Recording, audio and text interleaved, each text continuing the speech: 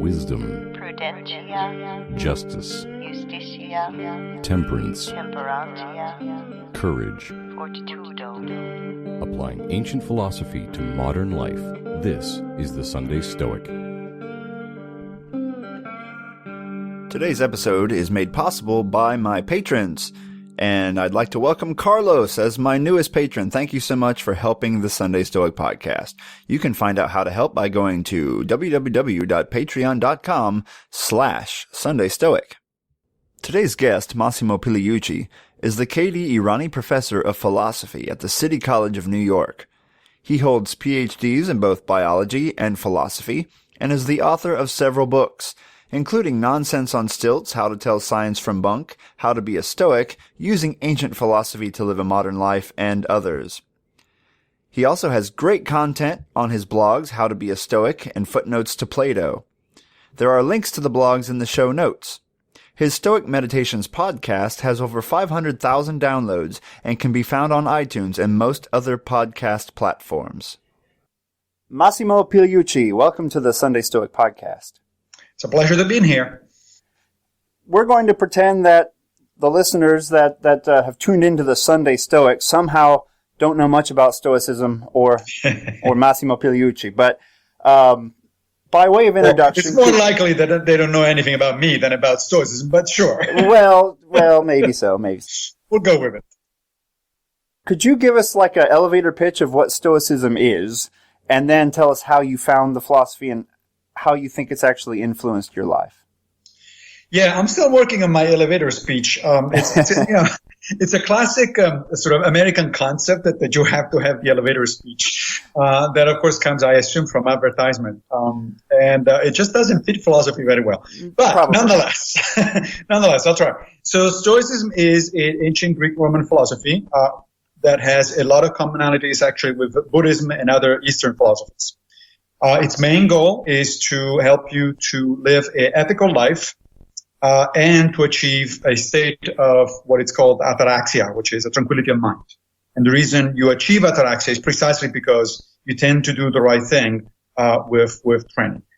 So this is basically it. It has techniques, of course, to achieve these results. It has a sort of substantive philosophy behind it, meaning that the Stoics developed a metaphysics and a psychology and practical exercises and so on and so forth. But basically, that's what it is. It's a philosophy of life, and philosophies of life in general you can think of them as sort of a compass to help, or a framework to help you navigate life more efficiently in terms of making choices and not wasting your time. And basically, the goal is to get to the end of your life looking back and say, yeah, that was kind of worth it. Now, I had a listener ask if you could report on your favorite Stoic practice or spiritual exercise, if you will. If you were going to give someone advice on starting out with one of these exercises, you described several in your book, but what would be a good one to start with? I think a good one to start with is the evening meditation. This is something that I do every day, except under unusual circumstances. And essentially, it's a diary. But it's a diary that it's focused on the kind of ethically important things that happen during your day. There's different ways of doing it. Seneca has a description of it at some point in his writings. So does Epictetus. The way I do it is I pose myself 3 questions which are inspired by Epictetus, and I do that every night. The first question is, what did you do wrong? The second is, what did you do right? And the third one is, what remains to be done? So the idea of the first question is not to sort of beat yourself on the back and say, bad Massimo, you did bad things today, but rather because regret, of course, for the Stoics is useless because the past is outside of your control. So there's no point in sort of dwelling on the past in terms of regret.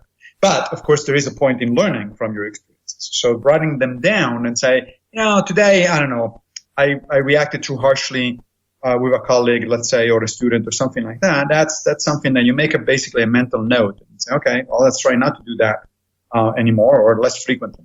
The second question, what did you do right? It's because the Stoics also believe in sort of patting yourself on the back and say, hey, I did something right.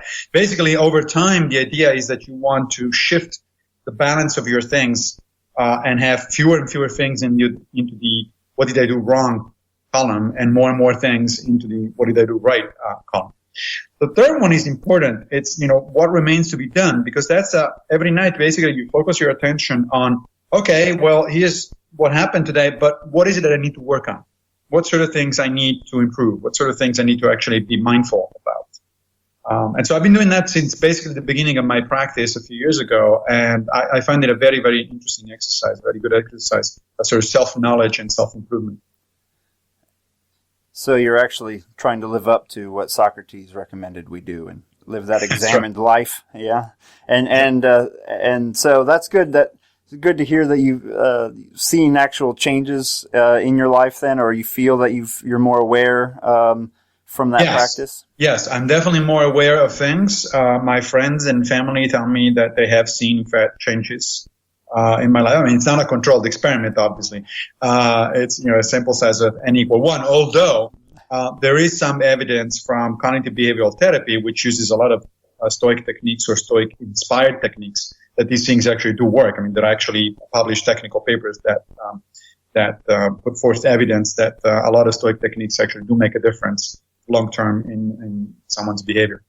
My wife has commented in a similar way that, let's say someone does something stupid in traffic or whatever. I know I just attached a judgment to it, but anyway, someone does something in traffic, and my wife will say, "You would have blown up last year. I think the Stoic thing's working." So I'm doing my best here.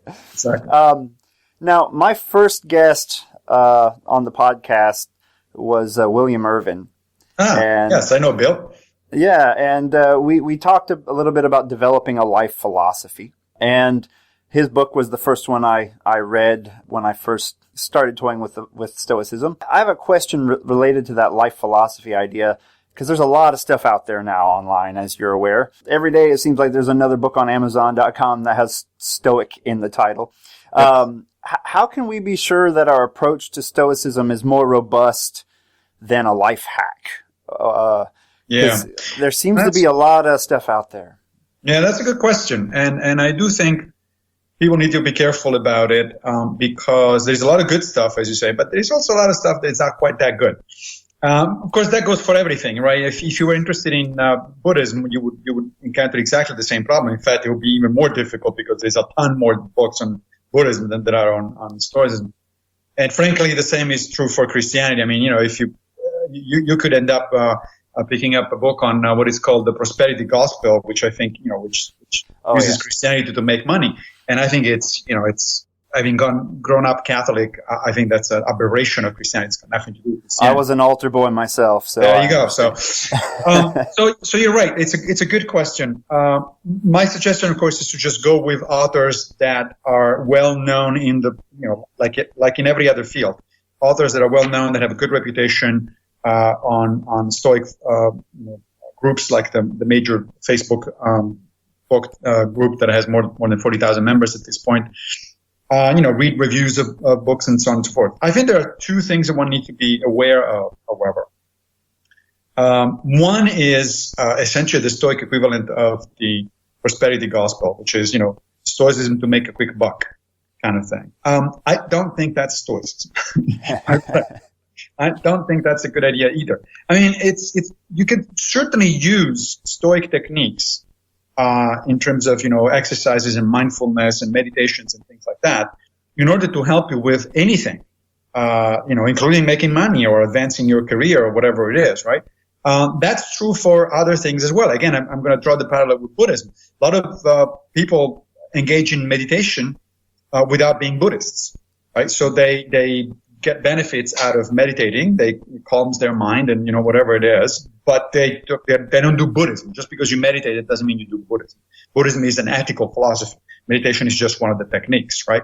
So the same goes for Stoicism. I don't think it's fine if people want to use Stoic techniques to, get ahead in your career or solve problems about their love life or whatever it is that they want to do.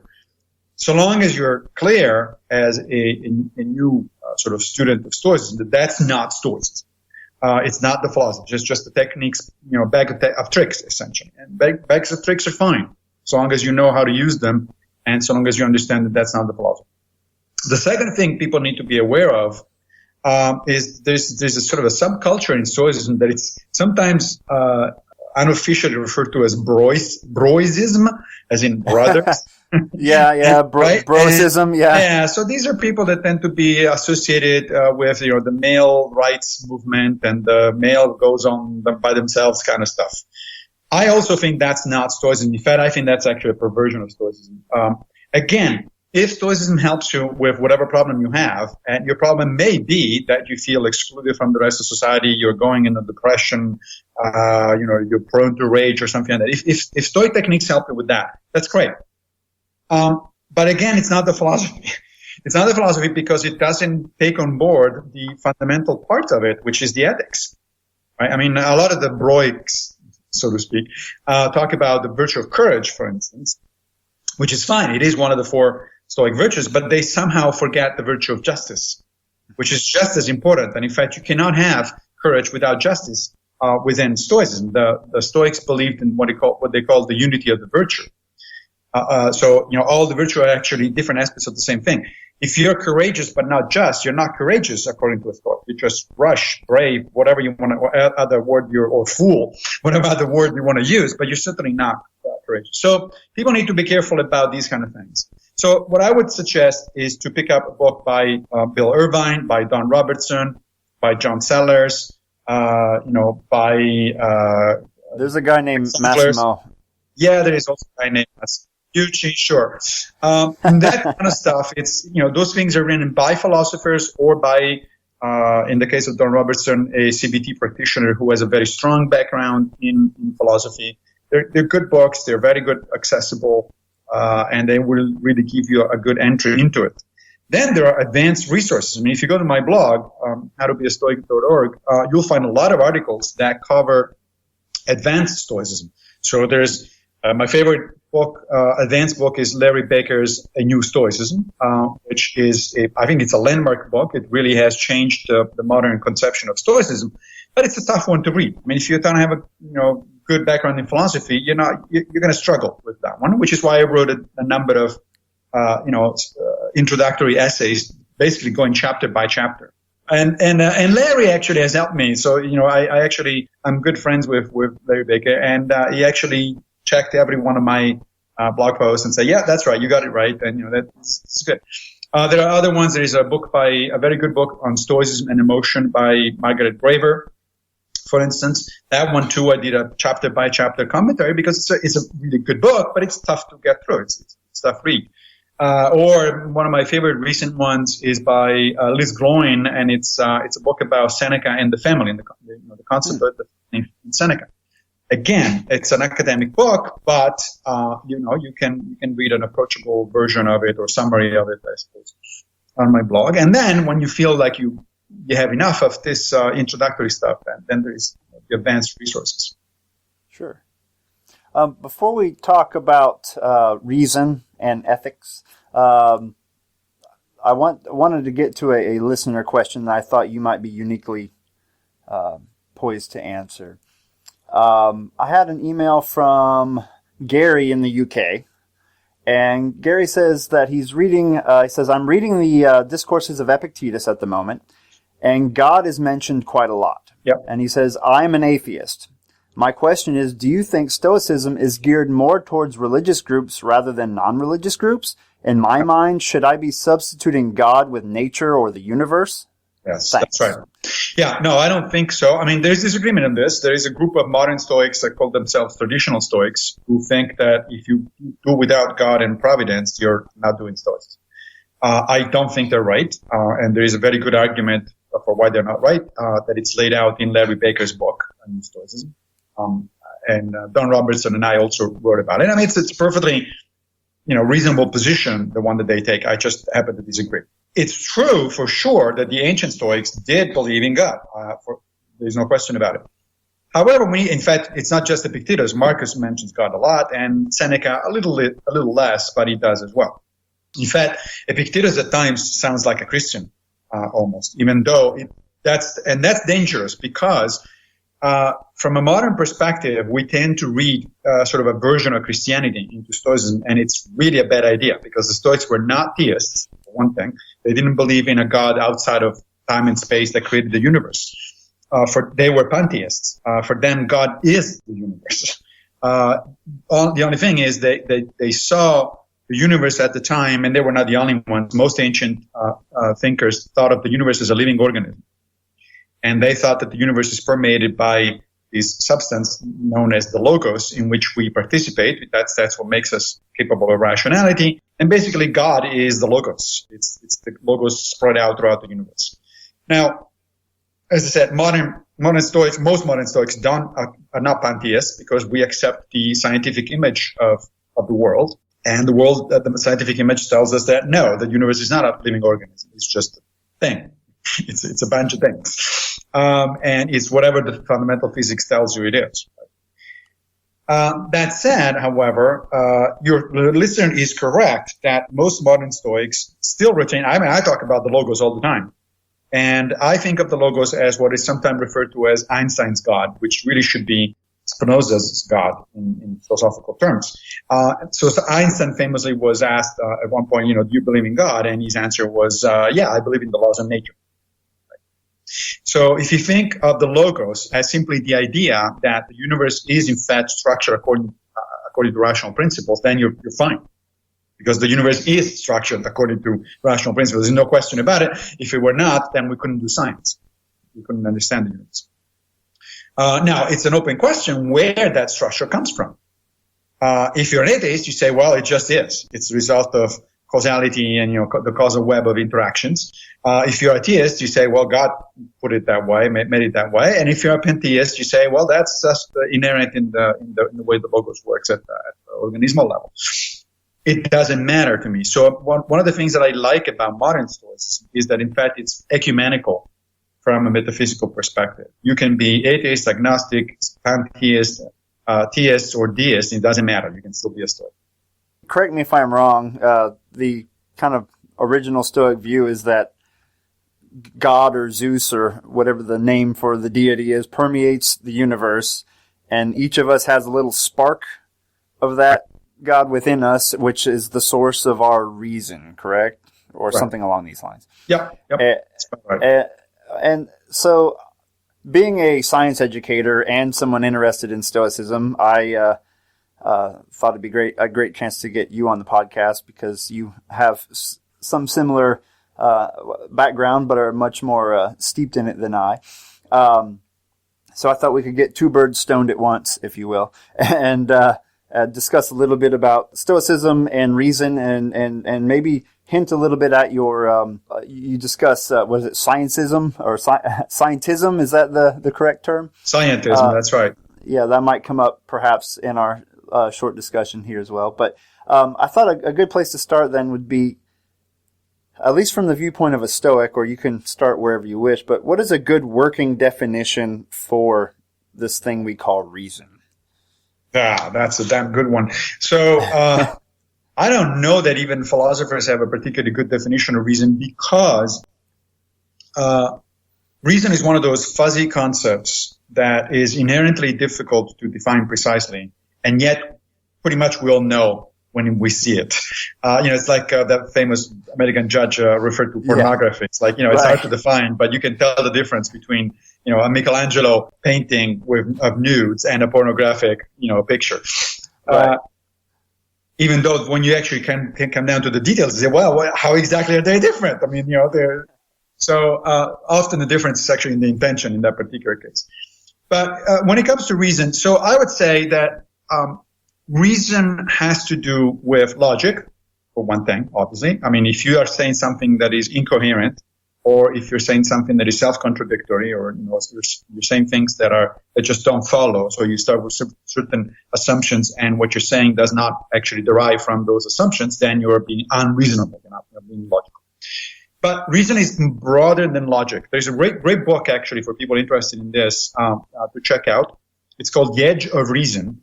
By Julian Baggini, who is a freelance philosopher based in the UK. And Julian makes his case very nicely. He says, logic is a very, very particular kind of thing. It's a very formally defined kind of activity. It's what you study in logic classes, right? It's just like mathematics. But reason includes logic, but it's much broader than that because you have to navigate a lot of complex situations that don't necessarily lend themselves to very straightforward logical analysis. Logical analysis tend to be fairly simple, fairly binary, fairly uncomplicated. But real life is more complicated. So I would say the reason includes logic, but it also includes a number of assumptions about how the world works, about your values, about what is important and what is not important.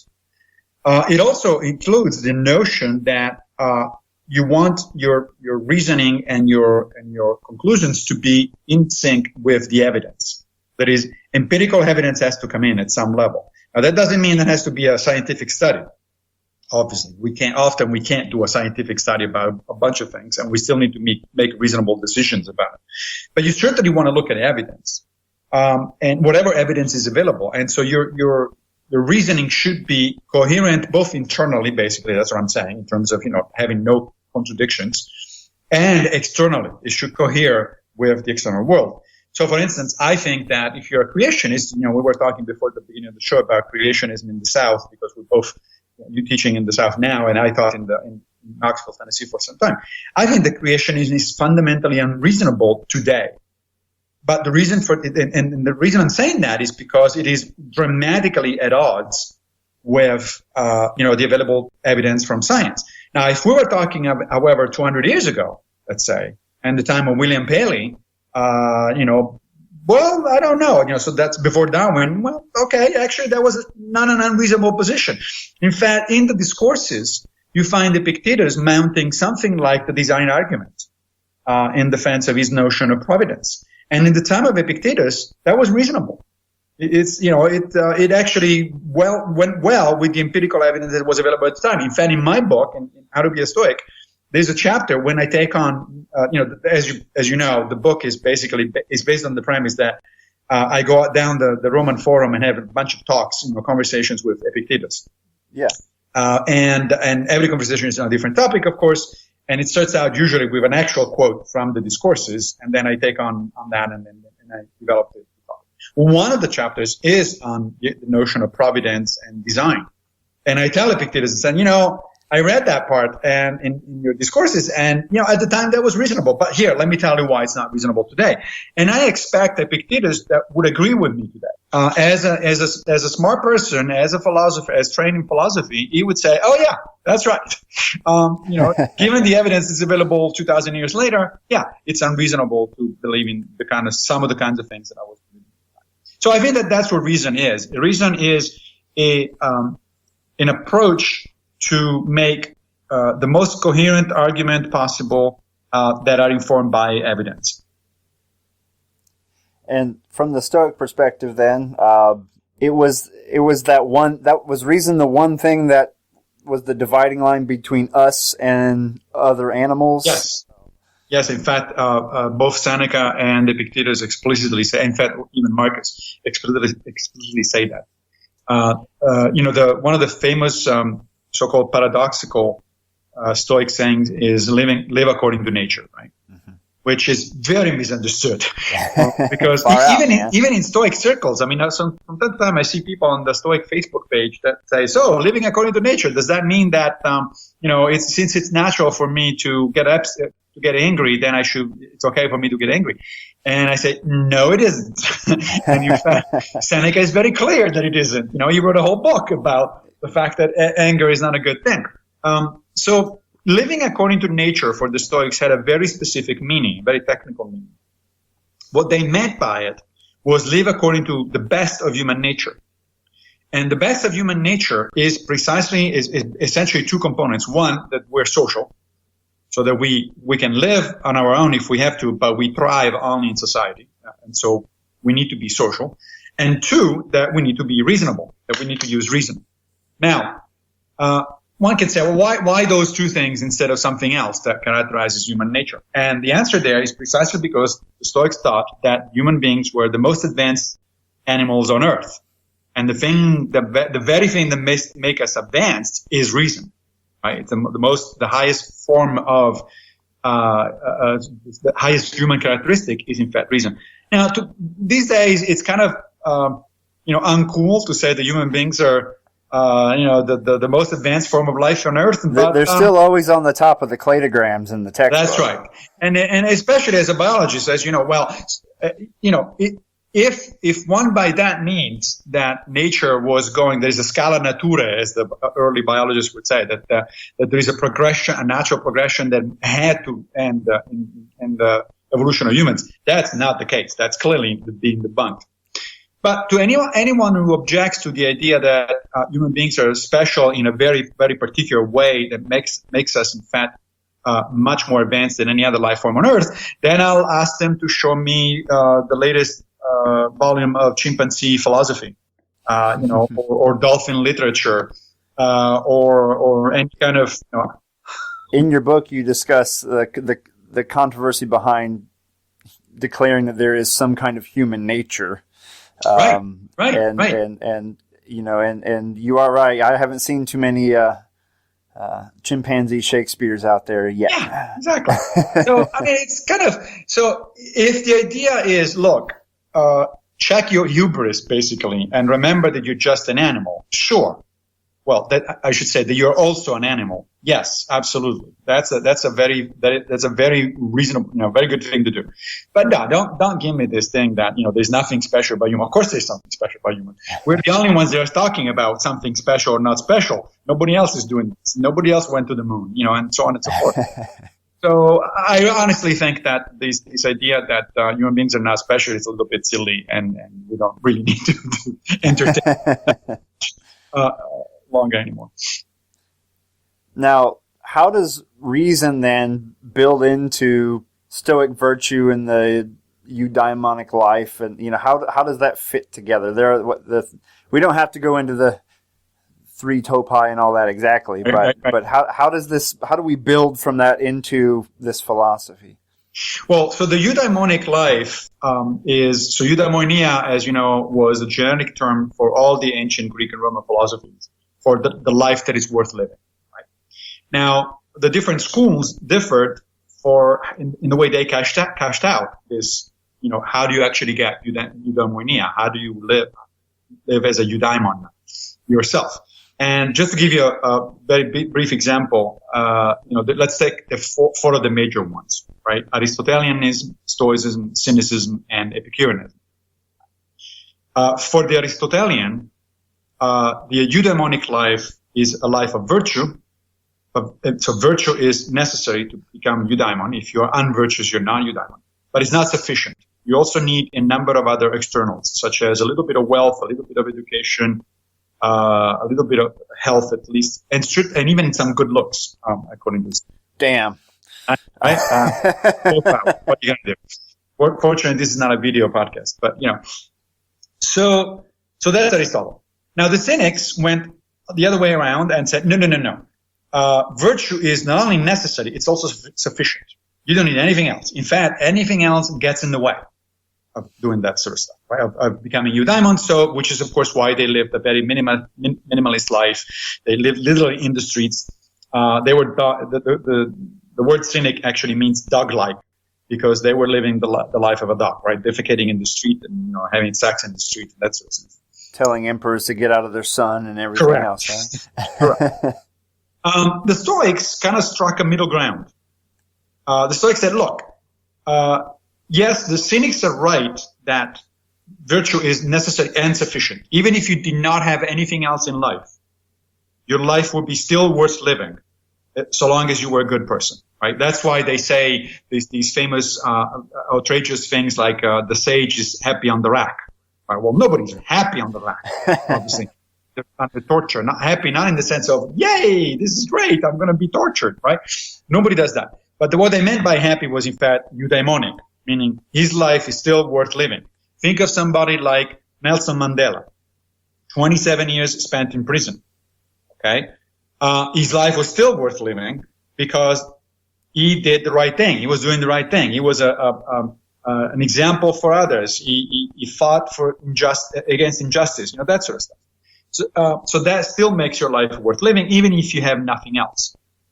But the Stoics said the Aristotelians also have a point that unless you are on the rack, you do actually prefer to have certain kind of things. You know, wealth is better than poverty. Health is better than sickness, and so on. Education is better than ignorance, and even good looks are better than, you know, being ugly. So, but they call these preferred or dispreferred indifference, which is a beautifully oxymoronic phrase, right? Because how can something being preferred and yet being indifferent? And what they meant is this really crucial concept that they're preferred, meaning that other things being equal, you want them, and it's okay to have them. But they are indifferent, meaning that they don't make you any better person than you were before. In fact, Epictetus starts out the discourses, one of the very first bits of the discourses, he asks a question to his students. He says, so you have money, and what are you going to do with the money? The money is not going to tell you. In other words, only virtue can tell you how to use that money, and money can be used for good and for bad. And the argument that the Stoics made, which actually goes back to Socrates, is that if something can be used for both good and or bad, then it's not a good. It's an indifferent. And the only thing that can be used only for good, by definition, is virtue. To be virtuous and doing bad things is kind of, it's an oxymoron. That really truly is an oxymoron. You cannot be just and do unjust things. If you do unjust things, it just means literally that you're not just. End of story. Now, I also mentioned the Epicureans. So the Epicureans took yet another take at this, brought yet another take at this. They thought also that virtue was necessary, but they thought that this was secondary to absence of pain. So for the Epicurean, the most important thing was often they're thought of as hedonists, as going after pleasure, but they were actually not really hedonists. There was another school, ancient Greek school, that was in fact hedonist, and those were the Cyrenaics.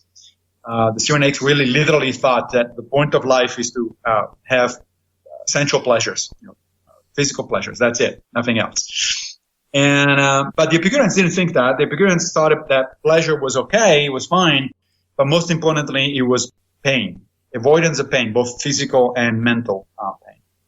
So each school had a different way to cash out the concept of eudaimonia.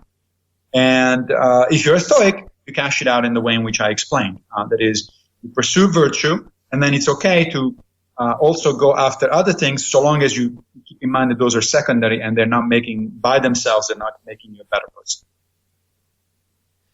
Now, living in the modern world, why should a modern Stoic care about reason? Because when I'm flipping through some of the ancients, for example, sometimes when I'm reading Epictetus or even Seneca occasionally, mostly Epictetus and Marcus perhaps, sometimes you get the hint of I don't know if you call it anti-intellectualism, about like, don't worry about all this stuff that's not important. Focus on ethics only. Does this make you a better person? And I did a show about this a while back where I related it to Sherlock Holmes, because I remember Sherlock on one in one of the stories doesn't realize that the Earth goes around the sun, and they're like, "How do you not know that?" He's like, "Doesn't matter to what I'm focused on, so why would I pay attention to that?" As a scientist, I'm like, no, we have to know more about the natural world. No, I agree. So that's an interesting tension in Stoicism. I think it's mostly in the late Stoa. The people you mentioned, Seneca, Marcus, and Epictetus are also called late Stoa during the Roman Empire. I think the early Stoics, especially Chrysippus, really did care, and Posidonius, in fact, from the middle Stoa, they really did care about what we today call science. In fact, Posidonius was unbelievable. We know little about him because there are only fragments of his stuff, but apparently he traveled the known world looking for explanations for things like earthquakes and natural phenomena and things like that. And in fact, even Seneca, he wrote a book called Naturalis Questiones, natural questions, where he actually talks about astronomical phenomena, geological phenomena, and so on and so forth. So I don't think it's inherent in Stoicism per se to be sort of anti-intellectual in that sense that you're talking about, but you definitely do get that impression from some of Seneca and clearly from Epictetus. So that may reflect more sort of a personal inclination and also kind of you have to remember that the major divide between the early and the late Stoa is that the early Stoa developed in Athens and the late Stoa in Rome. And culturally speaking, the Greeks, the ancient Greeks, were definitely much more into theoretical knowledge than the Romans. The Romans were practical. They were engineers. They were, if something works, great. If it doesn't work, let's fix it, kind of thing, right? So I think that to some extent that's a cultural difference. That said, I don't want to dismiss entirely the issue, because I do think that within reason, within certain limits, Epictetus does have a point. That is, okay, fine, you want to pursue science, right? So we're both scientists, and we, when I do science, I pursue science for sheer pleasure of doing it. It's not, I don't really care about the practical applications.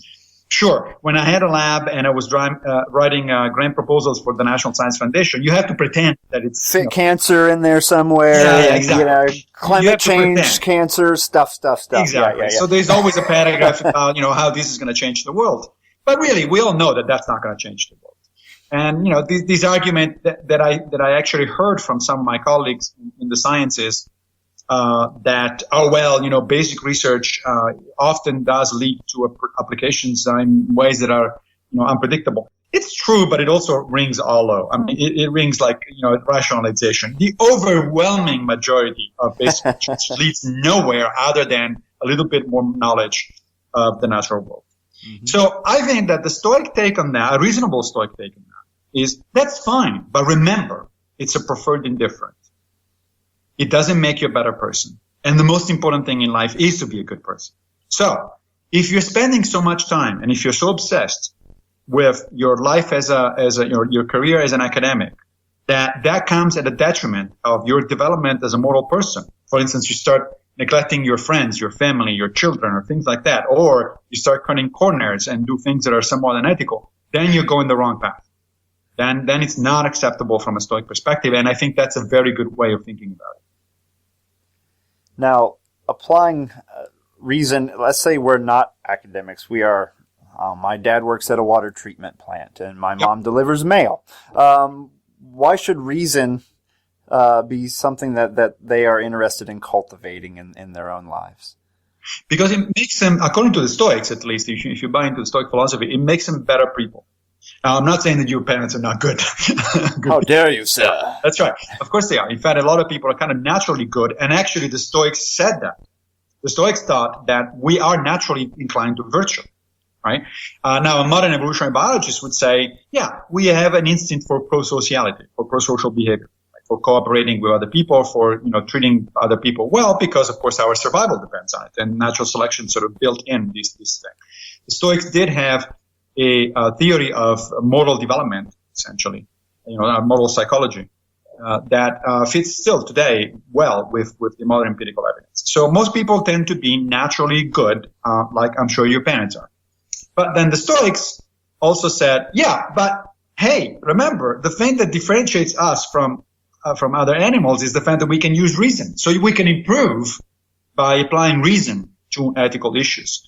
And that, I think, is why everybody should care about Stoicism and about reason, because it does make them better people. We need to be careful here.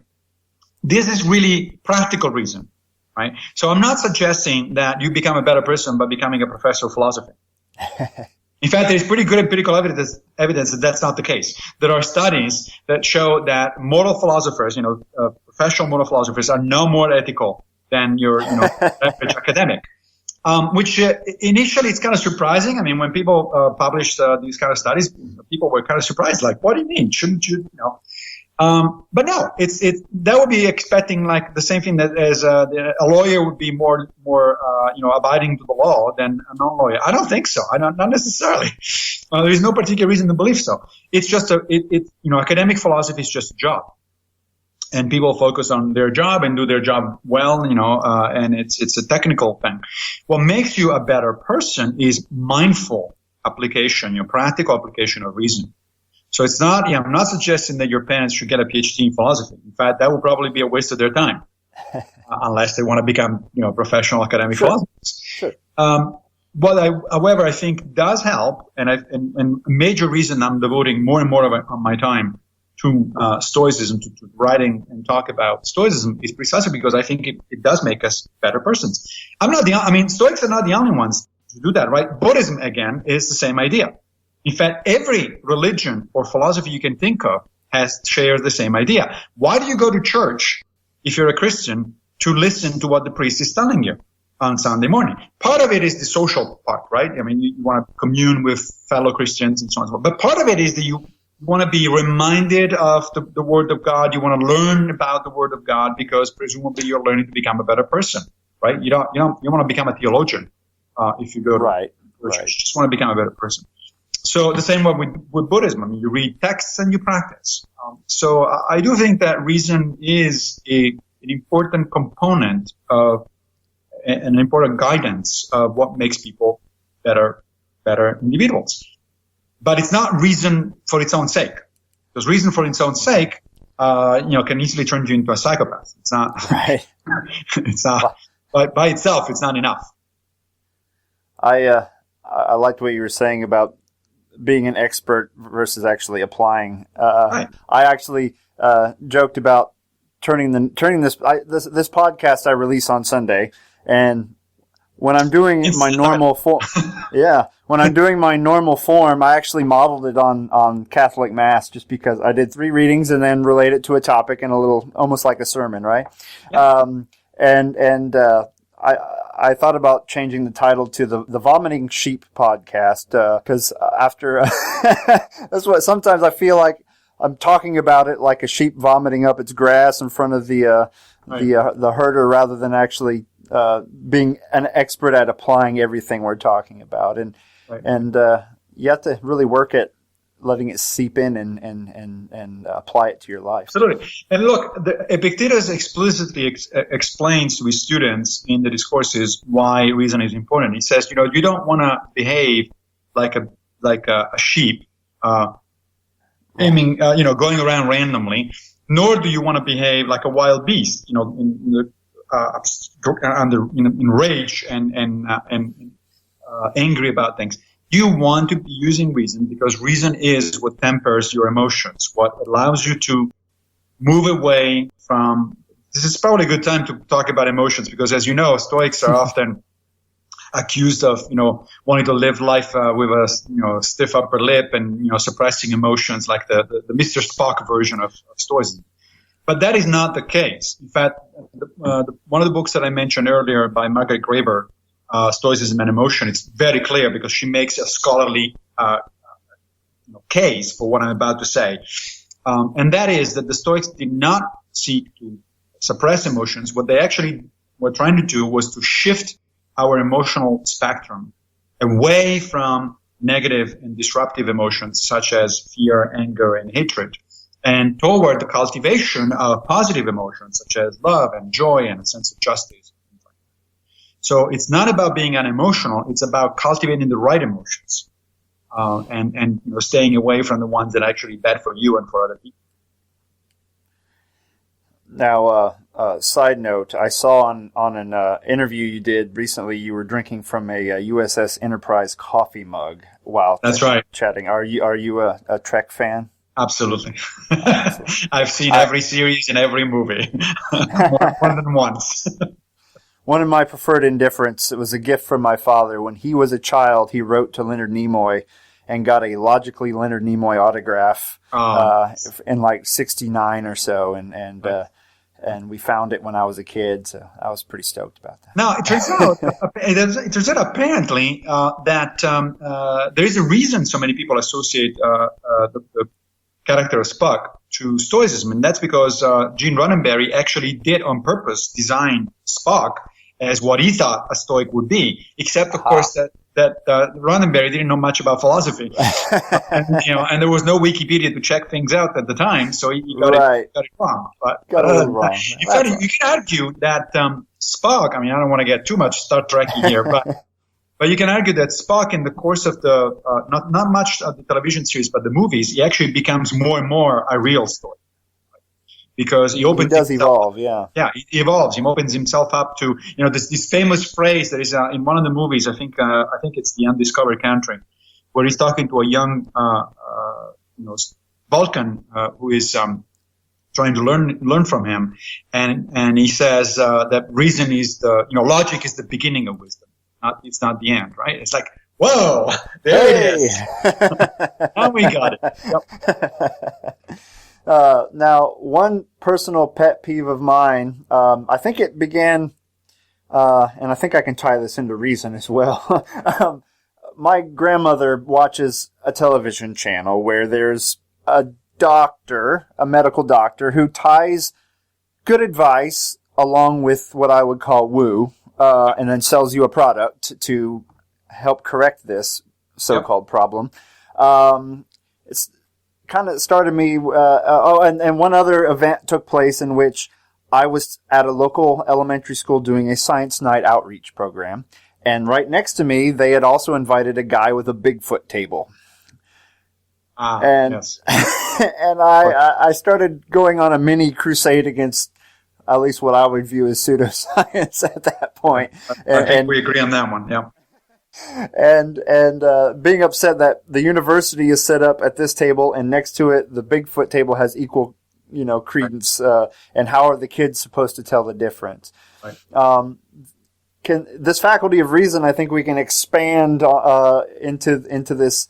I've been thumbing through. I'm not filming this for the podcast, but this book here, you may recognize, Nonsense on Stilts.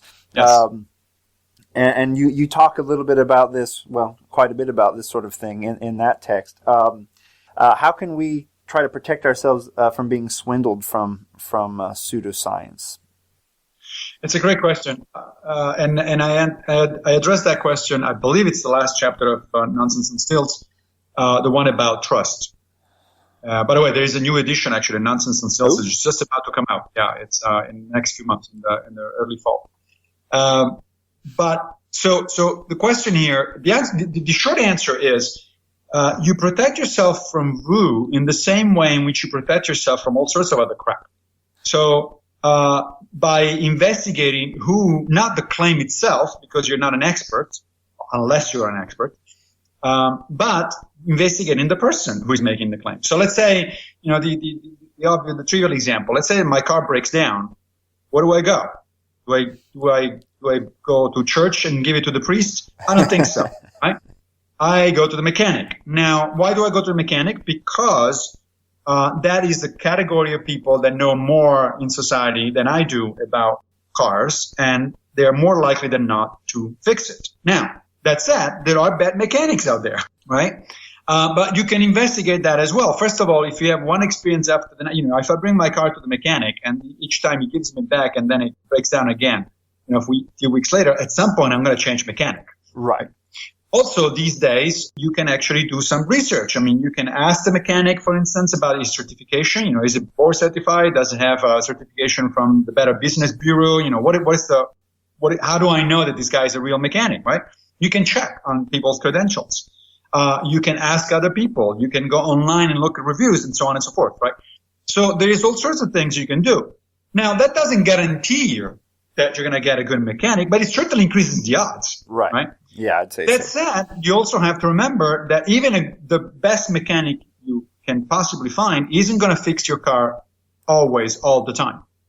Right? Sure. Some cars are unfixable, and even good mechanics, frankly, make mistakes. So you often hear people, but scientists said that, and then they change their mind. Well, guess what? Scientists are human beings. They change their mind, and if they change their mind for good reasons, because there's new evidence that's come up on a particular topic, then, that's a good thing. This is not a bad thing. Changing your mind, it's good if it is as a result of new evidence that it's come up. I have a cousin who says, did you know that 90% of science that has ever existed, I guess, has been shown to be wrong? And I said, I don't know the statistic, but who showed it to be wrong? That's right. Well, exactly. Scientists. It's like, well, thank you. That's right, because science is self-correcting. And also, I would respond to your friend that, what is the percentage of magic that has been shown to be wrong? 100. there is not a single example of magic that has actually survived scrutiny. So I don't know. The odds.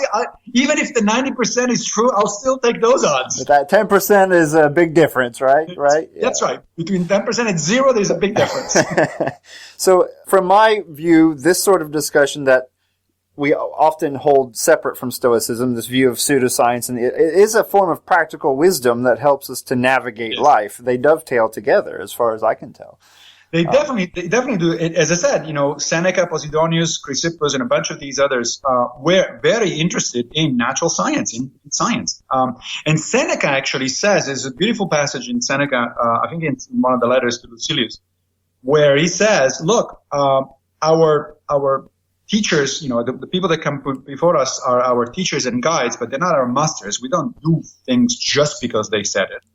And not only that, we don't have all the truth. New generations will find new truths, and it will be then up to us to update our beliefs and our way of proceedings. So yes, Stoicism is very friendly to science because the Stoics did think that empirical evidence and reason are the things that you rely on in order to improve in life. I was very impressed by that statement from Seneca, as well as Epictetus, who advises us to withhold judgment from time to time. Yes. Just say, I don't know. That's right. And we have a hard time with that.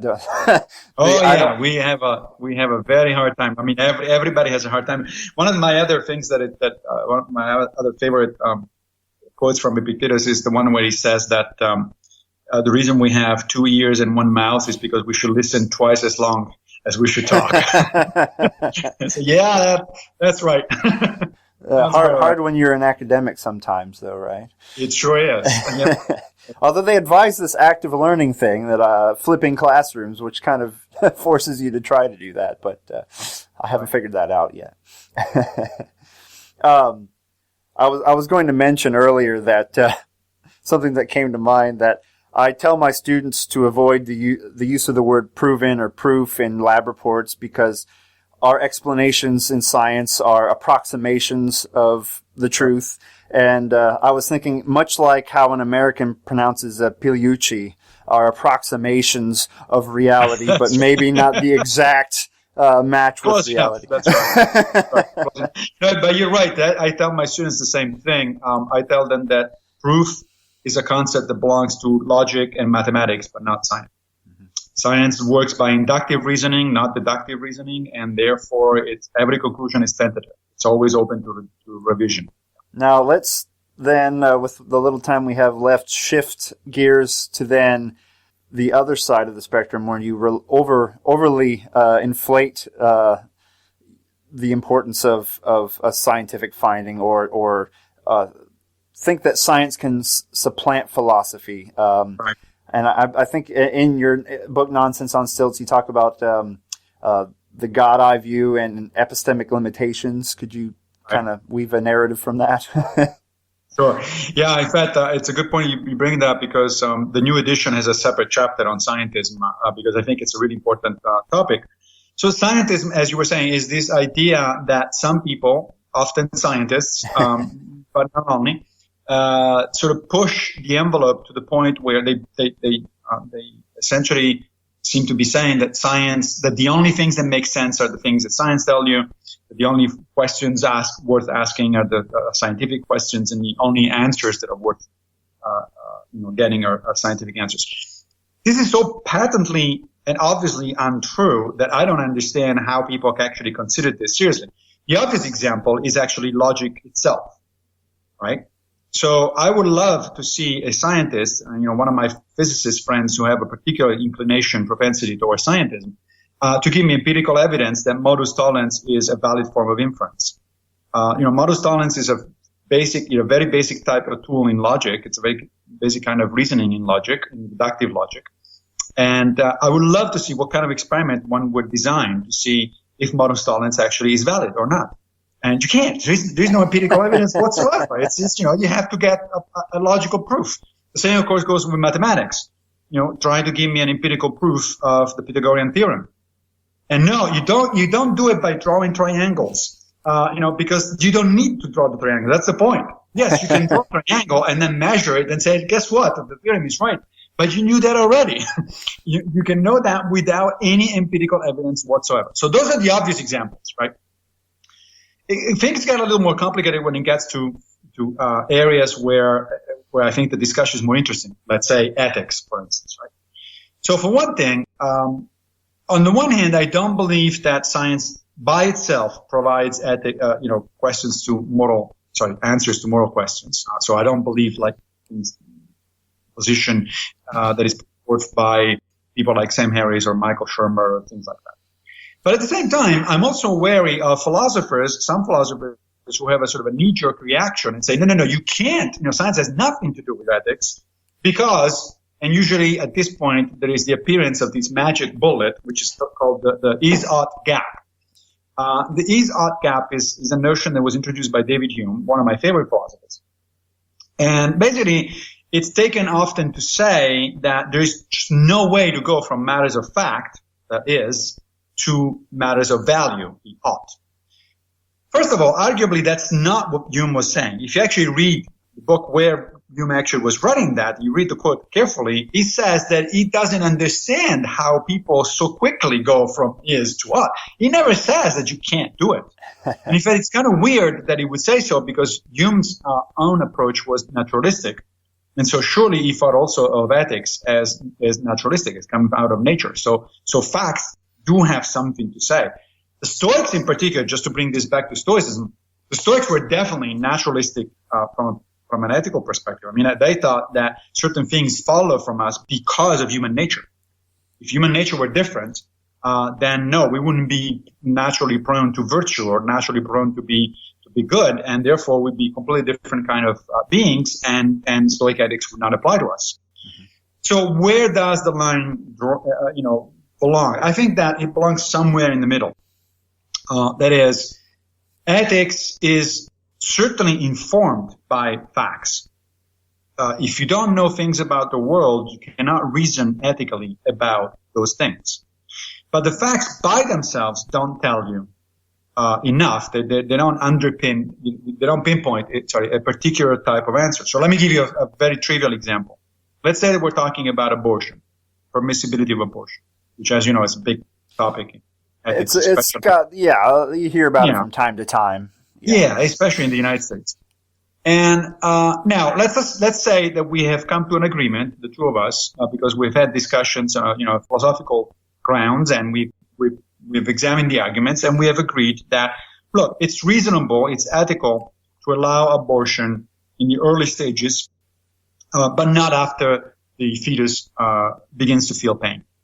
Let's say we were right at this. Of course, people would disagree with that conclusion, right? But let's say, for the sake of argument, that that's what we agreed on. Well, at that point, science comes in big time, because how do I know when the fetus feels pain? Well, I have to ask a developmental biologist or a developmental neurobiologist or something like that, a cognitive scientist, something like that. Science is the best indicator at that point of where our best guess is when during the development of a fetus that kind of stage is reached. But science by itself isn't going to tell you, yeah, that's the right criterion. Mm-hmm. That criterion can be arrived at philosophically by having doing an examination of what we think counts as a human person, what kind of rights can be accorded to people as opposed to non-people, and so on and so forth, right? Those are all arguments that you have to present, and therefore you're doing philosophy at that. So answering those kinds of complex ethical questions is always a combination of empirical evidence, and the best empirical evidence about any question for sure comes from science, but also reason, because there's more than one way to reason about these things. Philosophy is about logic, and logic in mathematics will tell you that the same exact problem may have more than one reasonably coherent solution.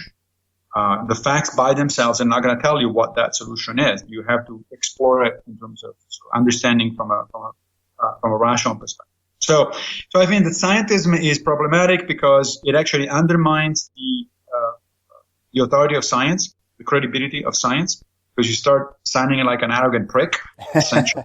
I've run into a few scientists that do that. Yeah. Yeah, exactly. Unfortunately, it's not that uncommon, and especially among sort of high visibility scientists. As it turns out, in my career, my own experience, a lot of scientists are not like that. A lot of scientists have perfectly healthy response to the humanities and respect for things like philosophy, literature, history, and so on. But a surprising number of high-profile scientists, I will not name names, but let's say Neil deGrasse Tyson, or Dawkins, or Richard Dawkins, or Lawrence Krauss, or the recently departed Stephen Hawking. This is a bunch of them. They seem to think that science is the beginning and end of everything. And I think that's both not only demonstrably false, but it does a disservice both to the public and to science itself. Because when you overpromise and when you come across as arrogant, good things are not coming your way. Well, Massimo, I really appreciate you coming onto the podcast this week, and I'd like to ask you, where can we find out more from Massimo Pigliucci? Well, in a number of places. I'm on Twitter at mpigliucci, mpigliucci. I have a Facebook page. If you go to facebook.com under mpigliucci again. And I'm also on Patreon. My blog posts now appear on Patreon at patreon.com/Massimo Pigliucci. And you said there's a new edition of Nonsense on Stilts coming out soon? There's a new edition of Nonsense on Stilts coming out in the fall, and I can tell you that we are, with a friend of mine, Greg Lopez, we're just finishing writing a new book on Stoicism, which is going to be published next year in several languages, and the book is entirely of Stoic exercises. Wow. The entire book is exercises. It's all practical Stoicism. 52 of them. Well, we'll look forward to that. Yeah, that should be fun. Yeah, great. Well, I'll wish you two preferred indifference. Live long and prosper. You too. Thank you very much. Thanks. Thank you for listening to The Sunday Stoic. If you enjoyed the show, please subscribe, rate, and review The Sunday Stoic on iTunes. Become a member of the Sunday Stoic team, earn rewards, and be an integral part of the show by becoming a patron at www.patreon.com/SundayStoic. Contact the show by emailing sundaystoic@gmail.com or by leaving a voicemail at 501-503-3132. To find out more, visit www.sundaystoicpodcast.com. And as Steve always says, Carpe Diem.